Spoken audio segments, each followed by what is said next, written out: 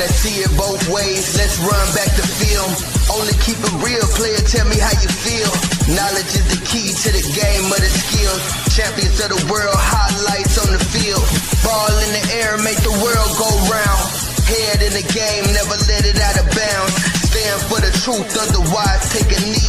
Made it to the league, now we gotta take the lead. MyCole Pruitt. Sports Now, I'm Ahmad Hicks. Must be two sides. What's going on, beautiful people? I like to be the first to welcome you into the first ever installment of the Must Be Two Sides podcast. And I just want to thank you for being here with us today, man. I'm your host, MyCole Pruitt.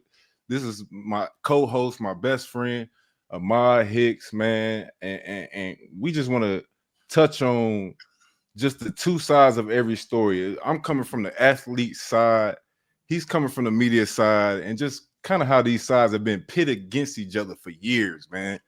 Just been enemies for some reason. But long. Me and my guy go back so far, about 20 years at this point. Mm-hmm. I just want to iterate how we don't always have to be against each other. You know, sometimes we can agree. Sometimes. Look at Cole. Let's give him a round of applause. Look, Cole trying to step into that journalism field, be the little anchor, you know, here. Look at you sounding smooth. You getting good at this now, bro. Stay on my lane, though. Don't try to take my job or nothing. Look, bro. man. Look here, man. Everything's up for grabs. It's the new media these days, and we coming for it, brother. We are. And so, like Cole was just talking about, so the name of our podcast must be Two Sides. And we basically go just talk about the two different sides, being a professional athlete and being a journalist. So like, as my coach just said, we've known each other for the past 20 years, best friends, play high school football together, college football, and kind of been on this journey in our professional careers together as well. And I think it's only right if we take them back to 2006 when we met one another. Like, you know, like growing up in St. Louis, Missouri, you kind of know everybody you're going to go to high school with. So when you get to high school and you see like this new kid that ain't been around, you're like, who is this? And I never forget this first day, like our principal came up to me and like, you know, when you play football at our school, Kirkwood, you kind of know everything about all the people in your grade and your class. And I'll never forget my principal, Mike Wade, came up to me and was like, we got this guy on the football team, never played football before. He's going to be a stud. And I was like, all right. I was like, I don't know who you're talking about. And then I saw MyCole. Bro, calves was like this big at 14 years old. I was like, yeah. I was like, he looked like he gonna be good. And from there on, I mean, the rest was history, bro. Yeah, man. Them were fun times back in the day, bro. Just not a care in the world. Just freshman year of high school and raw as can be, and stepped on that football field. Just a little bit of background about me. I'm a 10-year NFL veteran. I've been around the league a few times, a bunch of teams. My most recent team last year, the Pittsburgh Steelers. So I got a little bit of cachet in the league, and I've talked to some of these guys and understand where they coming from. And my boy Ahmad here, a veteran in his own right in the media game. My man's been doing sports broadcasting for a long time. What you about 8 years in now, Mike? Yeah, about 8-9 years. I got my first gig in 2016, right after we graduated in 15. So yeah, been in this since 16. So 9 years. It's a long time coming right now. Beautiful, man. He on TV in Minnesota hosting and everything. I'm proud of you, bro. Likewise, brother. You know, it's been fun for both of us, because I think if we go back to our freshman year of college, I think I was at Missouri Western at the time. You was at SIU Carbondale. And I'll never forget, like, you know, back when Twitter was like popping, Twitter after dark, you get on there, you say some crazy stuff. Like, you know, back then, we used to say unfiltered stuff on Twitter and not even think about the consequences. We don't need to get into that at all. But I think one story I'll never forget. It was like 2 a.m. And I remember this vividly, because like I was up tweeting like, man, I'm gonna be on ESPN one day. That's the dream of mine. And you literally were like, yeah, you gonna be calling my highlights. And I'll never forget. When I worked in St. Louis, you know, like got an opportunity to call your highlights, you know, put you on the news there. And then even here, you know, when I travel to Atlanta, when you played for the Falcons last year, and got a chance to watch you in person and actually, you know, like be side by side as we're living out our dreams. That was so surreal, bro. Like the fact, all the conversations we've had over the years about making it and doing this and doing that and still staying connected like we've been since 2006. Bro, Yeah. it's really crazy, man. Like that we're actually here living out our dreams right now. It's a beautiful thing, bro. Just two brothers really just doing it, bro. Like Right. it's Right. a lot of things in this society that can be pit up against us, especially in your profession. Uh Guys that look like us don't usually make it as far. So Mhm. just kind of talk about why you want to go into sports broadcasting and how that became something that piqued your interest. You know, I always had a love for sports, bro. Like dating back to even before you met me, like I was doing everything as a kid. And you know, we all had dreams growing up, like want to play in the National Football League, like want to be a professional athlete of some sort. But you know how my folks are, like they like, look, that's cool. Like you can dream big, but dream realistic. And they like, you know, if football is 1A, then something else got to be 1B. And so, you know, in high school, I started doing the broadcast announcement in the morning. You know, we were fortunate that Kirkwood had a teleprompter, green screen, like all that good stuff. And I just said, if I can't play ball the rest of my life or be on that professional stage, I want to be somewhere where I get paid to cover it.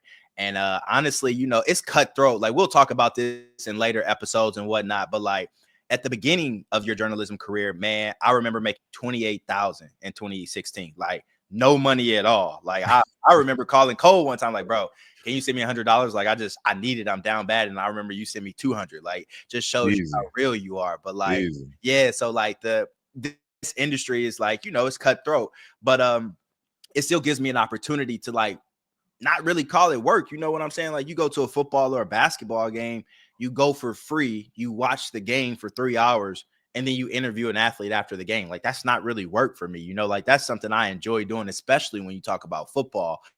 So yeah, so the goal of mine is still to get the ESPN or NFL Network, like Big Ten Network, some network of that sort. But right now, I'm also enjoying the journey. You know, being in Minnesota, you know, making pretty good money for where I am right now, covering a ton of pro sports, get to travel a lot. So for me, it just gave me that gateway, that outlet, you know, to still be around the thing that I love, you know, even though I'm not getting physically beaten up like you are every single week and putting my body on the line anymore. Yeah, bro. Look, man, I know from personal experience that Mama and Papa Hicks do not play. No. and that Plan B came in the clutch, man. And It you're did. doing well, and I got to give you flowers for that, brother. And I Appreciate you. love it, man. I appreciate it. And it ties in perfectly to Mhm. what I got going on and what we got going on in the world, man. Just how some of the things with the athlete and media relations have just been, the boiling point has been tipped. Man. Man, have you? I know you've been seeing some of these things that's been going on between Stephen A. and LeBron, and how that relationship has just come to a head, and it all showed itself in a game. What was it, earlier this week or earlier last week? It was late last week, yeah. Late last week, where LeBron came off the bench in the middle of the game and confronted Crazy, bro. Stephen A. Smith, Crazy. talking about his son, bro. Like, how did we even get to this point?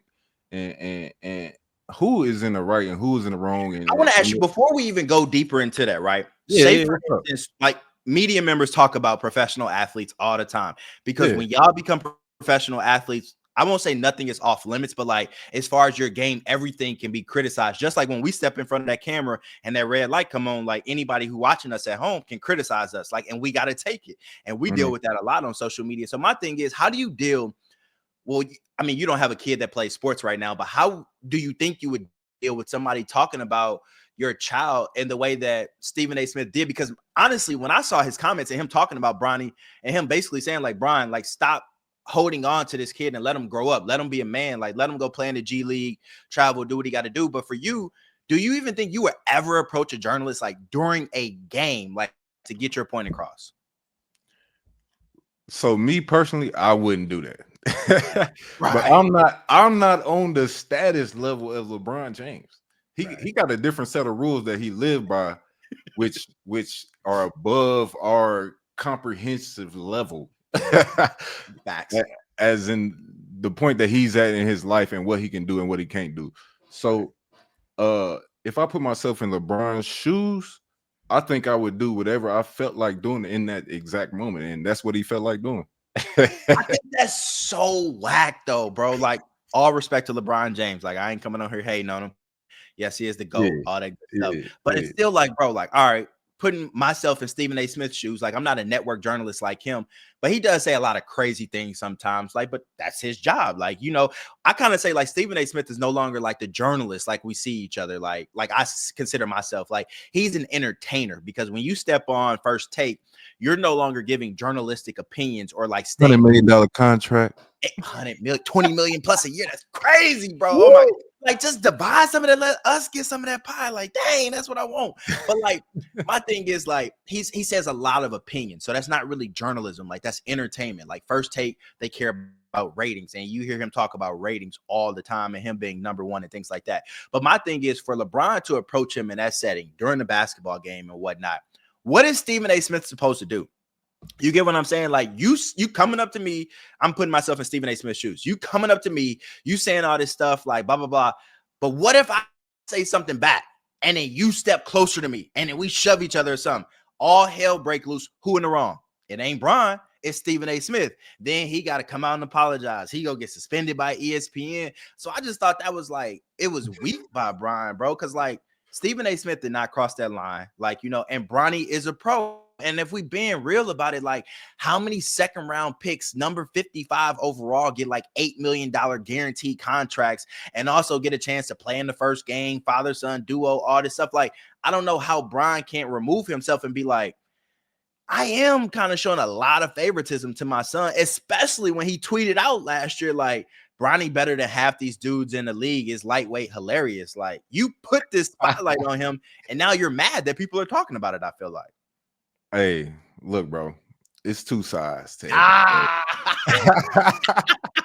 really, it's three sides. We got media side, athlete side, and we really got the truth. So let's get as close to the truth as we want to get here right now. All right, look, man. Coming from a father's perspective, who is not gonna big up their son as much as possible? You ain't gonna do that. I am. Anytime your son is out there on that court, hey, my son, hey, he killing it right now. He gonna go out there. Miles' grandfather, you feel?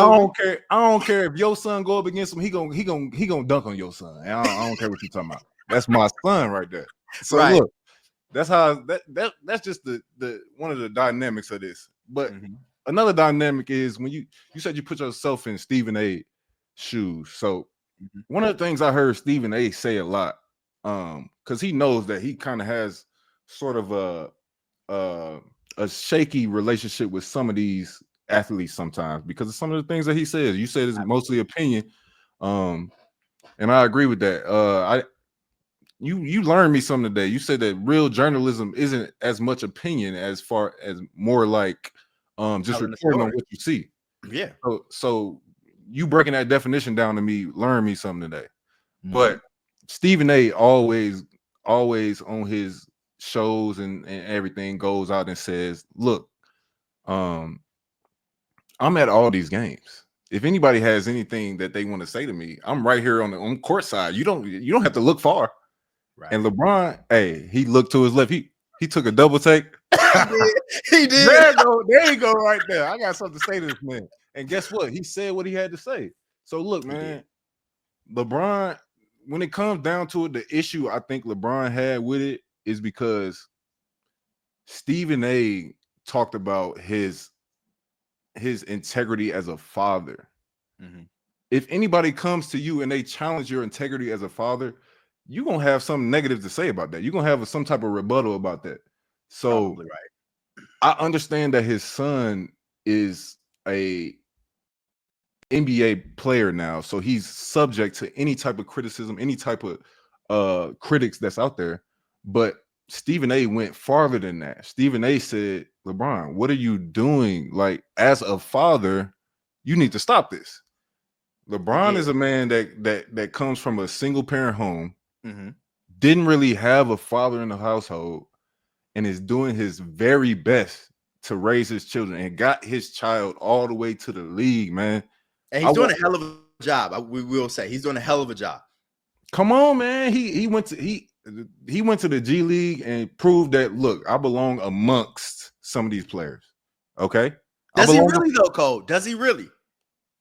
Has he not been doing his thing a little bit in the G League? He has been dropping some 20-point games, getting close to some double doubles. He has 30-point games as well. He been putting up some buckets, so that usually earns you a little bit of time on the big leagues. Okay, it's a team. We got a game and we're blowing this team out. Go on in there. Let's see what you got. He came up and he wasn't quite ready for that opportunity yet, which a lot of G League stories aren't. So that's common. It's not uncommon. So for you to say, oh, this is all because you're LeBron, like some of it has something to do with that. I will admit that. Some of it has something to do with that you're LeBron and this is your son, and whatever you want, we're gonna go along with it. But also the man earned a little bit of time in a big league. So come up and let's see what you can do. Well, but when you say he earned some time in the big leagues, you got to go back to some of his performances in the big leagues on the main court under the bright lights, and he was not good when he got out there. And even JJ Redick came out and said, well, maybe I put Bronny in some situations that, he shouldn't have been in, that he wasn't ready for. So it's like, that's what people are talking about. You can't come out and say your son's better than half the people in the league, and then when he gets out there in his first couple of games, he stinks it up. Now, granted, look, I know there's an adjustment period. Like, you can't judge a book by its cover off of the first couple of chapters. Like, you got to read the entire book. But as far as criticism and First Take and podcast shows go, like, we'll see as we keep going. You talk about what's happening recently. Like, you don't talk about like the full scale view of everything, where it's like, all right, well, he did bad in game 1, but he still got 81 more games left. Let's just give him some time. It's like, no, we're talking about what we just saw. You know what I'm saying? And it's kind of like in the business that you're in the NFL, what can you do for me? Like, what have you done for me lately? Like, and I think that's just where I'm like, all right, look, I get Stephen A. Smith. Like, he has a lot of opinions. A lot of media members do. I won't even group Stephen A. Smith in the category by himself. Like, a lot of people have opinions, especially on social media now. But I think it's also like their job. One thing I don't agree with being a media member is how narratives get created. And I think that's something you'll speak on, and like something y'all hate as athletes. But I see it all the time. Like, the beat writers, the people who are there every practice, every game, every offseason event, blah, blah, blah, blah, blah. They run out of things to type, and they have to type something 4 to 5 times, maybe more, every single week. So they have to come up with storylines. And then it's like that one fan loves it, and then he picks it up and he shares it. Then boom, it just spirals down from there. So like, I can understand where y'all come from that. But I also think it's like a job. You know what I'm saying? Like, we got to give criticism. We got to give takes. We got to give opinions. And I think sometimes, bro, athletes got really sensitive skin. Like, y'all been baby y'all whole lives, told y'all great, y'all the best at this. And then when y'all get to the pros and ain't playing as much, or things ain't going as well, or the media, getting on you after a couple of bad games, now it's like, oh, I hate the media. They always doing this. And it's like, nah, bro, like, we show you love when you're doing good too, though. Nah, definitely. But if we go back to LeBron, it's a completely different story. he been baby his whole life, but he been great his whole life. He been great his whole career. Facts. So when it comes to the Stephen A. and LeBron relationship, it almost seems like it's always something. Like, I will agree with that. LeBron can't get away with anything, which he hasn't been in any type of negative light. So it's not like he's trying to get away with anything. He's been doing everything the right way, seemingly in a lot of people's eyes. So it's like, why are we always on his head? But then it's like, it's also, Stephen A. does have a job to do. I agree with that, and you should do your job, definitely, to the highest of your abilities. But when you bring in LeBron, I'm asking you as a father, like, that's a different thing. He did this on his podcast, so that he did. He did this knowing that, okay, I got a little more freedom in this space, and I really want to. I just want to talk my feelings out. I'm not going to with the ESPN narrative. Platform stuff. Yeah. Platform narrative. I'm going with exactly what I think. And what he said was, LeBron, as a father, I'm begging you, stop doing this. Like, so now you're questioning this man's fatherhood. And I don't think that's right, man, because I think LeBron is an upstanding citizen, one of the people that I personally look to as a father, as a role model, bro, because you're doing everything right, man. You picture perfect family. Facts.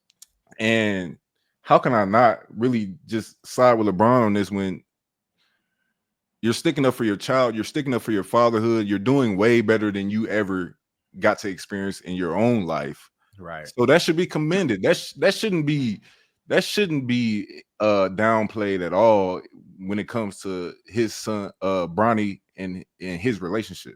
So I you don't don't think Bron was in the wrong at all? look now. We can talk about how he handled it and at what time he handled it and how it went and what it looked like and what Stephen A could have did in that moment. But Mm-hmm. it goes back to what I was saying, how Stephen A tells these guys, look, man, hey, I'm at the games. Come talk to me. I pull up. I Right. come talk to you whenever. Right. This was the time LeBron chose to talk to him. LeBron doesn't have a great relationship with him already He because of does. the things that I laid out about how Mhm. Stephen A Has a has lot of opinions and takes all the time. exactly. Yeah. He already doesn't have that type of relationship with Stephen A. So man, this is the opportunity that I chose to take to say this to you. Now look, you have the choice to wait till after the game if you want to say more. You don't have to react in that moment. You are still Stephen A, and you can say, hey, Matt, Rich Paul, I want to get in contact with LeBron because this will happen. Let's talk a little more. You have the choice to go and do that. Right. But when I chose to do what I did, it was at the opportune time for me. Now, it may not have been an opportune time for you, but it was for me. So whatever you want to do further than that, you gonna have to put that on wax yourself. Right. I get it. I mean, look, we can keep going on and on about this. Like, I certainly get where you're coming from, and I totally get what you mean about LeBron because he has been great his entire life, and he does face a lot of unsolicited feedback. And like me as a journalist, like, and a media member, I get annoyed with like First Take, Undisputed, like all these talk shows, like every summer, bro, as soon as LeBron season over or the Lakers get eliminated from the playoffs, where is LeBron going? Who's going to play with the Lakers? Who's going to do it? It's like, bro, we don't have any other topics to talk about other than LeBron James all year long. And the Los Angeles Lakers, like, that drives me nuts. So, like, I understand where you're coming from. And I think that is part of the media's problems, like, and just grasping the low-hanging fruit. Like, they like, oh, LeBron go get views, he go get clicks, like the debates, Kobe, LeBron, Michael Jordan, like it's just an easy topic. And I feel like, teams need to dig a little deeper. So look, I understand where you're coming from, but I still think there's a time and a place to do that. And I think if you go approach a man like that, you go cuss him out low key and stuff like that, then you should do it in a setting to where he can have a chance to respond and not because that regardless, like you say, like he said, you see me at the games, come talk to me. But we all know, like, if you in a dispute or an argument during the game ain't the right time to do that because now you go become the main story on ESPN that night if y'all do start having an argument and going back and forth and his teammates holding him back and all that stuff. So I commend Stephen A. Smith for his patience and like his willingness to not say anything and stand down. What I haven't appreciated though is how Stephen A. has been so dramatic about everything ever since. Like going on this like press tour talking about LeBron said this. It's like, bro, move on. Like you say so much stuff about players all the time. And I'm agreeing with you now. Like you say so much stuff about players all the time, bro. Like who cares if somebody like goes off on you? Like it's the lay of the land. Like that's what you get when you touch on certain topics. So I have not agreed with Stephen A. going on like his press tour and trying to defend himself. He went from basically saying like, I wasn't going to respond to I had to do this, and I wasn't even talking about, Bronny. It was more LeBron. And then, now he get on Gilbert Arenas podcast and he cursing and he sounding more tough. And I'm just like, bro, like, get out of here, bro. Like, this is why some of the athletes don't rock with you. And I think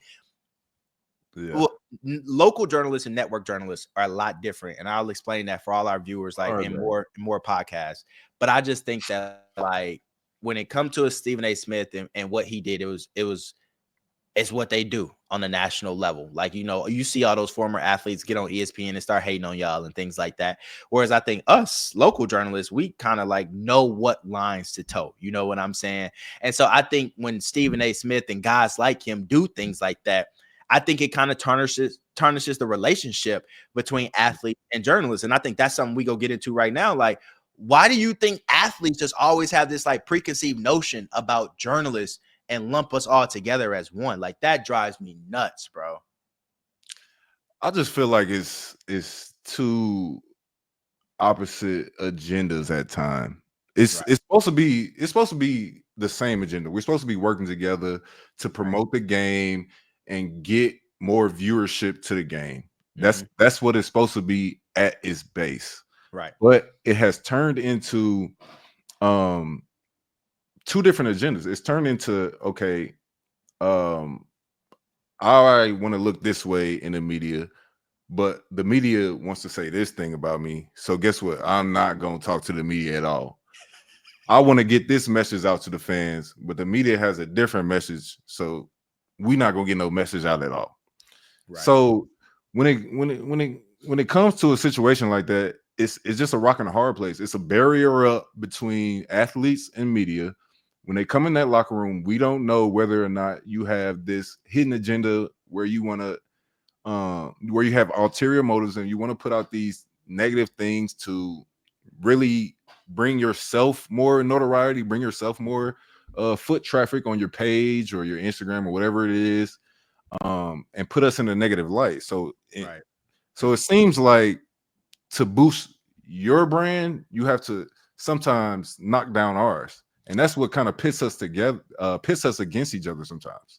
I really think, look, there is some truth in that. Like I'm not gonna sit here and cap. Like there are some journalists that don't have the athlete's best interests at heart. They really don't care. Like they're looking for the next viral moment. But I also think that's just the climate of our society in 2025. Like everyone attaches towards negativity. I feel like the positive stuff, the uplifting stuff, like no one really cares about that. Like that doesn't gain as much traction on social media like as the negative stuff. Like I feel like when the negative stuff happens, like the algorithms on social media just pick that up and it's running and it's viral. And then it's like media is the bad guy, but it's like, man, like I kind of just reported what you said. And then like the social media users chose to spin it and take it a different way. And then y'all kind of looking at it sideways and stuff like that. Like I think that's something that I've noticed. Like, say, for example, last year, I did not mean to put Aaron Jones in a negative spotlight like I did before the season. I thought I was having a harmless conversation with him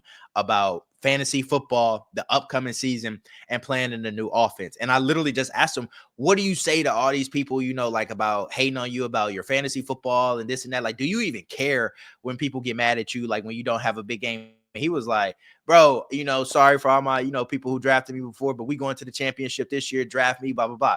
So I just posted that thinking it's funny, it's harmless, fantasy football about to start. Literally like went viral here in Minnesota. And like the comments on it, bro, crazy. Like, oh, he said this last year and he got hurt. Oh, he's never gonna do this. And I'm like, dang, but see, that's not coming from me. Like it was just I had a harmless, funny, just interview, and I thought it was good stuff. But then people took it and ran with it and made it into a negative spin. And I'm sure he's like man enough not to look at those comments or to not care about that. But I think some athletes, and maybe you can speak on this, get too caught up in looking at the comments and the feedback and just not realizing that some of these dudes are like 50 years old living in their mom's basement. Like, who cares what they say?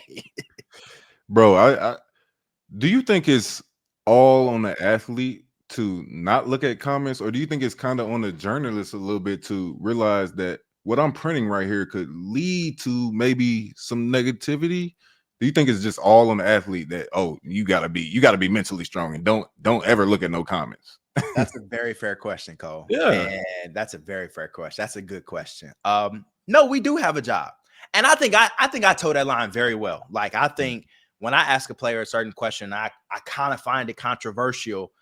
I may not run with it. You know what I'm saying? Or I may if I think it's controversial, I'm going to make sure that if I'm printing it or I'm putting it in a package on television where it's like 1:40 long, I'm going to make sure I explain whatever that player meant. And I think that's why a lot of the players that I interview, especially with the Vikings, they kind of respect me because they know I've been in their shoes before, former college athlete, didn't play at a high level like them, but I understand like the day-to-day grind, like how you're not always on your game or, something mentally maybe bothering you outside of the locker room and whatnot. So I think I do a good job at that, but I don't know if all journalists do. So that's a fair question. And to answer your question, I think it's 50-50. I think it should be on the journalist to be like, all right, let me make sure I'm not misquoting him or her or putting them in a negative spotlight. And I think it's also on the athlete to be like, let me make sure I'm being mindful of what I'm saying and that I'm not giving them, bulletin board material. Definitely, bro. And that's kind of why I wanted to give you flowers earlier in this episode, because um you don't just come in there. I know where you're coming from. I know who you are. I know what you've been through. We've grown up together through these experiences, and it's not just coming from a I got a job to do, and whatever is said today, I'm gonna make it work for my article because I know I got to get this out. Right. I know that you coming from a place of I've been there before, so that's a little different than what we getting on a regular basis, because Right. most of these guys ain't never put on a cleat, ain't never laced up a basketball shoe, let alone dribble one. So that's why I definitely want to give you your flowers from the jump, man, and let you know that I feel like, at least, I haven't been in those locker rooms with you, but I've had conversations with you. I feel like you're doing it the right way. I appreciate it, but I feel like I'm also doing it the right way, not only because I know, but because I got a best friend like you, a brother like you, where like, I'll text you like randomly, like, bro, is this illegal or is this legal? Like, tell me what the real rule is, like how NFL players see it, and I'll ask you before I jump on X and go make a comment or respond to a tweet or something like that. So like, I feel like I do my homework sometimes, because sometimes I do be in a rush just to put out a thought or whatever, especially during the game.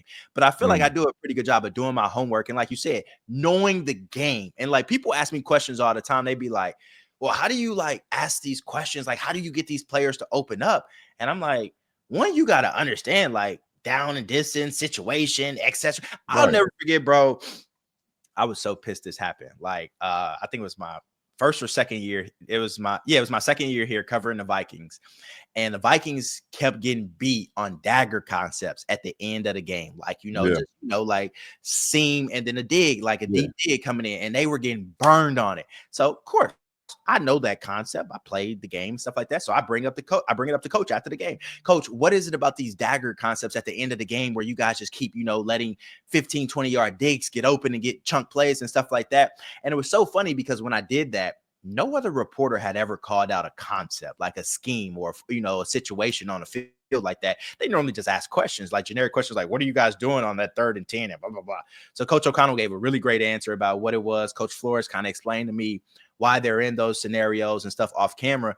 And then the next week at practice, I hear a reporter go, Coach O'Connell, on those dagger concepts, I'm like, bro, get out of here. Like, you have not played the game. Like, you do not know that. Like, Yeah. and so, like, yes. So I get where you're coming from. Like, me knowing the game, that certainly helps and whatnot, and trying to do my homework.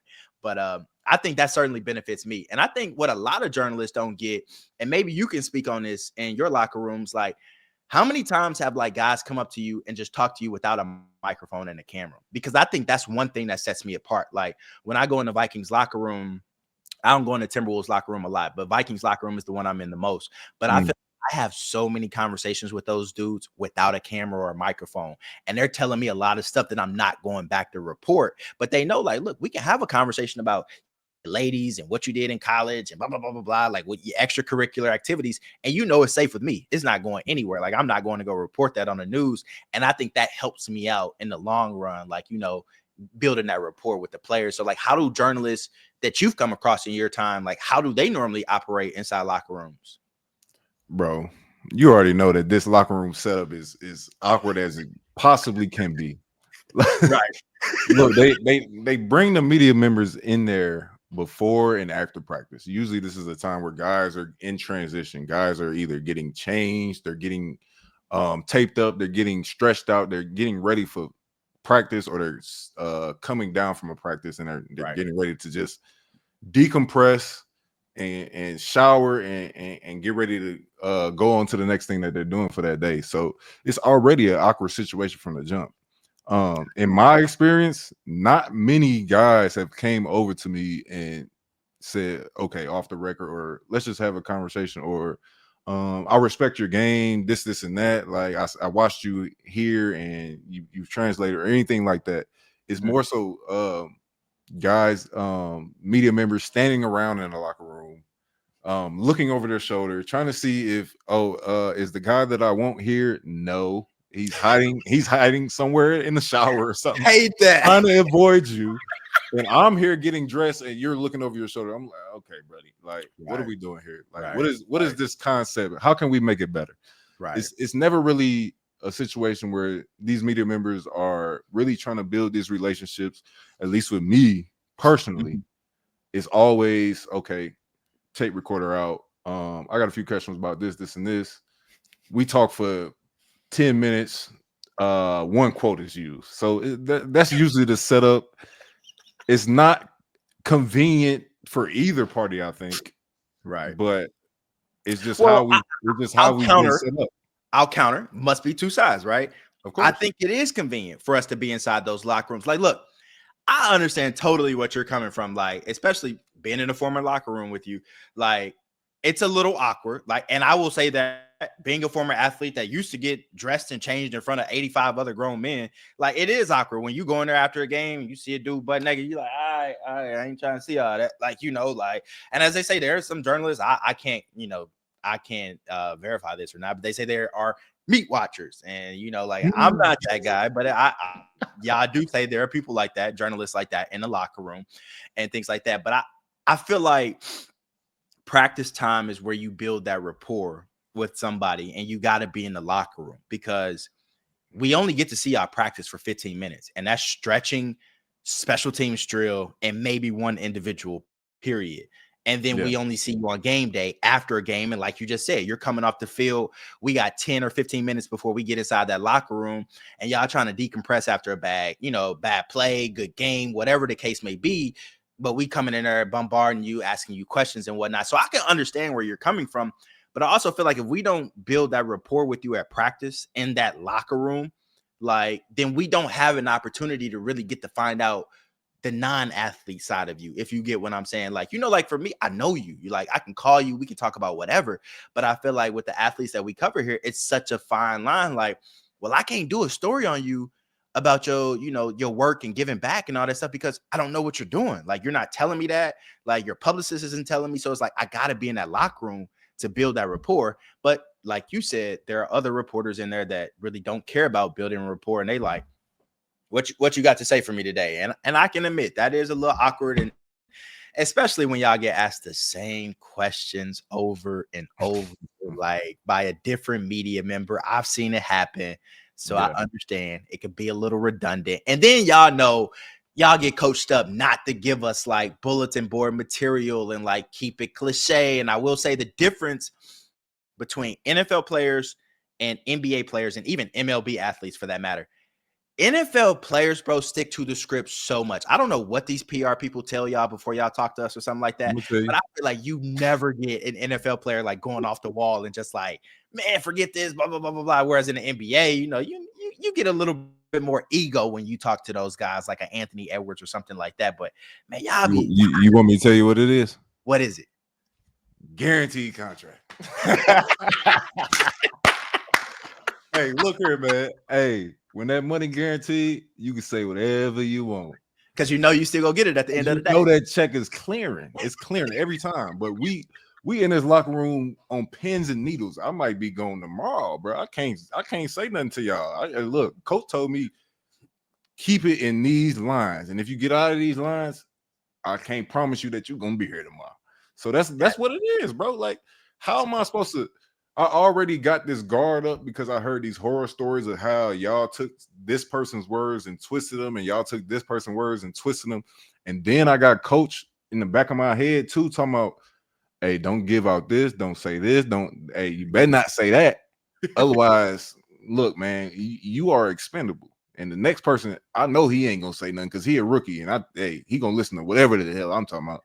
It's so funny you say that, because Ivan Pace Jr., this linebacker for the Vikings, he was a second-year player this past year. And before the first game against the Giants, a reporter asked him, I wasn't even there for that interview that day, but he asked him about the Giants. And he was like, we ain't worried about the Giants. Like, we good over here. We got some dogs, blah, blah, blah, blah, blah. And it went viral. Like, it literally went everywhere. All the social media companies, like, picked it up here. Don't go viral every time. Don't make that mistake. So the next week, we come in the locker room, first Wednesday, first Wednesday of the week, first practice. He come in, I'm the first one there. Yo, Ivan, I need you. Like, let me trap you.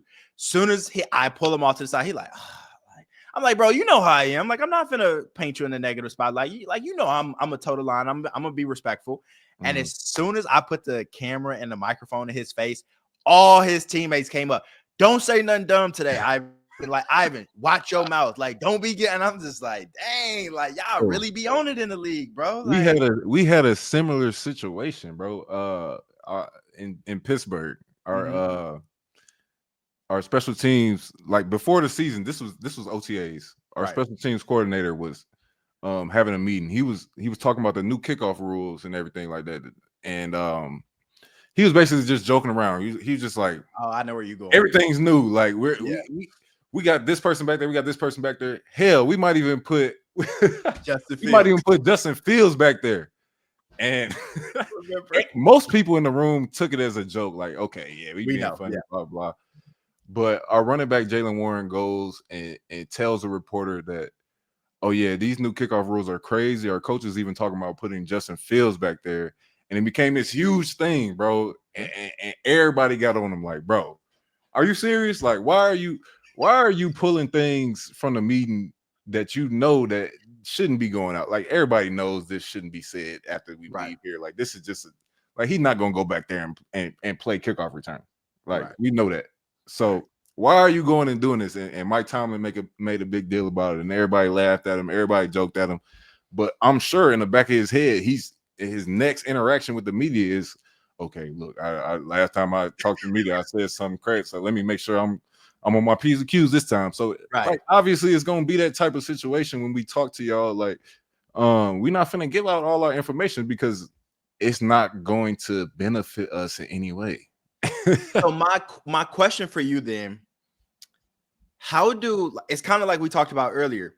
Must be two sides to every story. How do you guys realize, like, we're there to give you a bigger platform? One, you guys have a huge platform already, but it's like still being the local news media, putting you guys out there, having national networks come in and cover you all. How do we get both sides to realize, like, I'm here for you, and just as much as like you can capitalize off the platform that we're giving you? You know what I'm saying? Like, you know how many times I've told you over the years, not just with media members, but network with your teammates, network with your coaches, your front office members. Like, it's all about who you know. Like, take advantage of the situation and the contacts you got. So when you're done playing ball, you know you got another avenue to go towards. And that's what I be saying. Like, you know, a lot of professional athletes are now journalists now. Well, not journalists, but I would say entertainers or analysts and things like that. Yeah, work in the media. And so, like, at you now, year 10 going into year 11, like, do you see where I'm kind of coming from, where it's like, y'all should be using us to your advantage, like stepping in front of that camera as much as possible, asking questions. So when the ball go flat one day, you like, I got another 6-figure check, 7-figure check waiting on me. Like, as soon as I get done playing. No, I 100% understand where you're coming from with that. And that's kind of part of the reason why we're sitting here today. I'm trying to use this camera to my benefit. Right. But I think that it's just been such a long history of these horror stories, as I like to call it, of guys wanting to say whatever they want, guys wanting to open up their personality and just receiving such negative backlash. It's not always the media members' fault.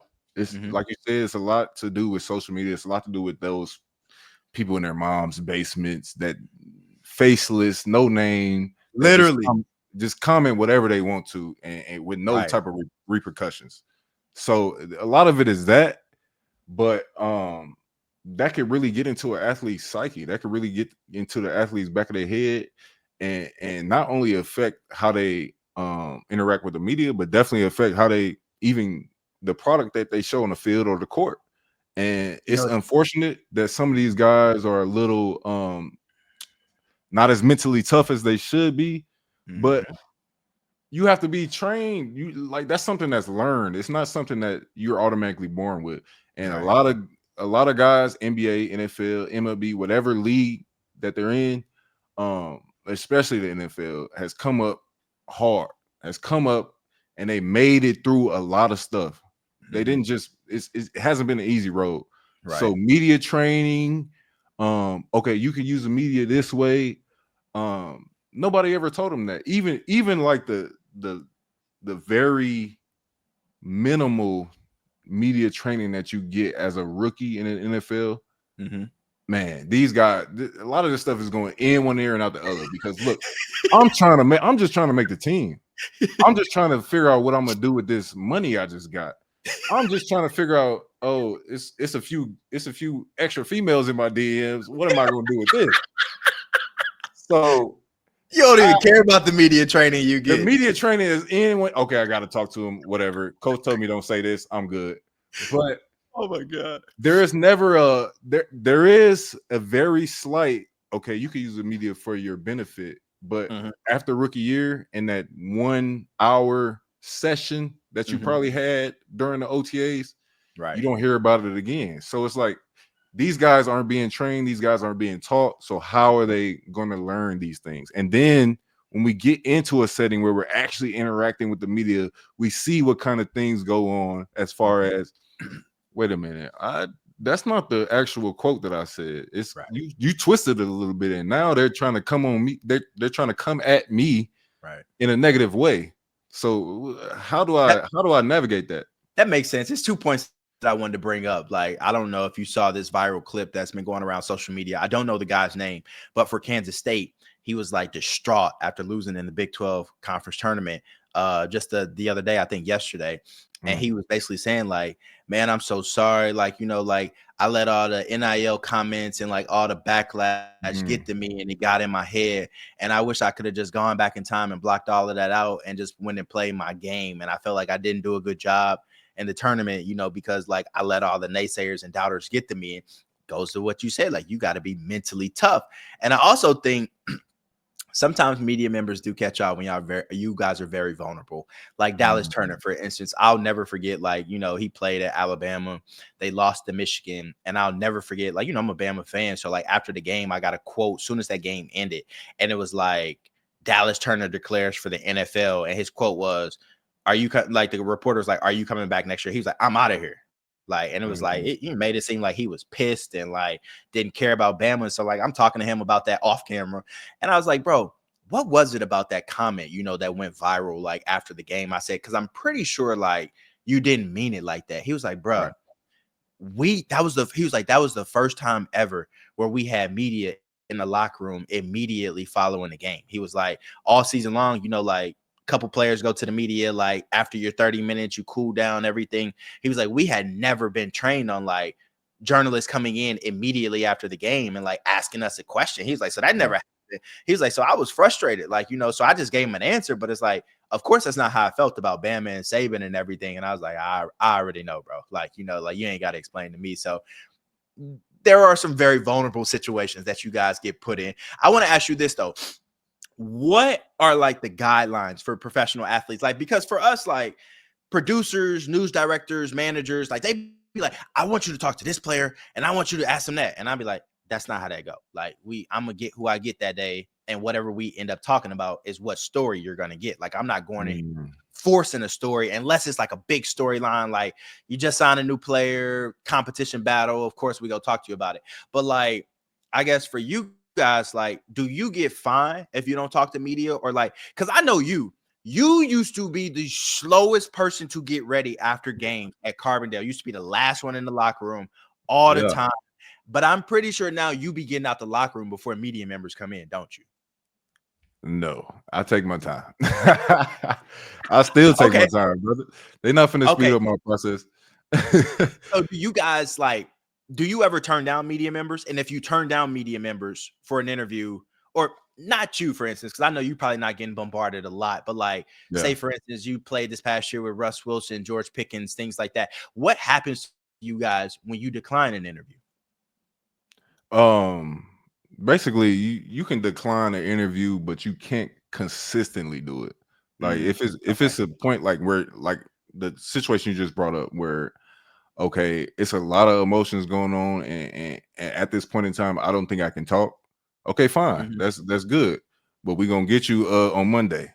Oh, you can't talk on Monday? Fine, that's okay. We can deal with it. But Tuesday coming, and we're gonna talk to you. Now, if you steady ducking us, now the NFL gets involved. Now there's reports about this player is hiding in the locker room. This player is refusing media. Now there's fines and whatever else comes with that. How much do you guys get fined for that works? Does it vary from different team, or is it a set amount for all NFL players? No, I think it's an NFL mandate. I'm not exactly sure how much it is because I never got fined for that. I could probably tell you some other fines, but I'm sure it's around probably the 6,000 range. I think 6,000 is the base fine that they use for most things, and it's unfortunate they kind of look for any opportunity to take some money out of our They pockets. be But taking y'all, and it's not a little amount of money, boy. They be robbing y'all, boy. Whole game checks. What do you think about Marshawn Lynch and how he used to approach media and going up there and just giving one word answers like, I'm good. Thanks for asking. I'm just here so I won't get fined. Obviously, it's benefited him in the long run. Like, he's in movies now. He has like his own podcast, YouTube shorts, all this stuff like that. So, like, do you think Marshawn Lynch is just like a rarity in that situation? Or do you think more people should be like a Marshawn Lynch and show their true character if they don't want to talk to media and go up there and say, I don't want to talk to y'all right now? Like, blah, blah, blah. Or do you think he could only do that because he was Marshawn Lynch? I think Marshawn Lynch was a special case. He was able to do that because he was the first one doing that. And anybody that tries to emulate that is, oh, this guy's just trying to copy off Marshawn Lynch, and he's just trying to be stubborn. Like, he's not really like Marshawn Lynch can do that because he was balling on the field. Right. That's first and foremost. So you get a little more leeway. And secondly, he had a great personality that clicked with anybody. Right. Even though he didn't want to talk to the media, everybody in that locker room knew who Marshawn Lynch was and what he brought to the table, and they loved him for that. So you're gonna get a little more leeway to that.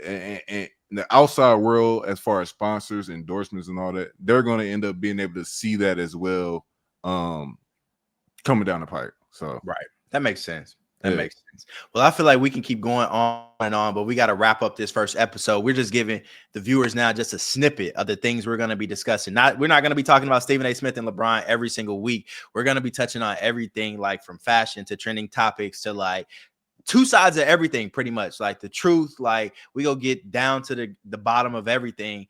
And I feel like this is just like the beginning of what we're gonna bring you guys. We're gonna have guests, we're gonna have players on, and we're really gonna get down to the nitty-gritty. Like, why do media and pro athletes not like each other? And we're gonna try and come to a common ground about this. And we're also gonna have fun conversations where it's like you said, we go agree on some stuff, but it's also gonna be like, nah, y'all tripping, bro. Like, y'all just acting like some babies, some spoiled prima donna babies who are already rich. And then you can shoot me straight, but I feel like it's gonna be a fun podcast, bro.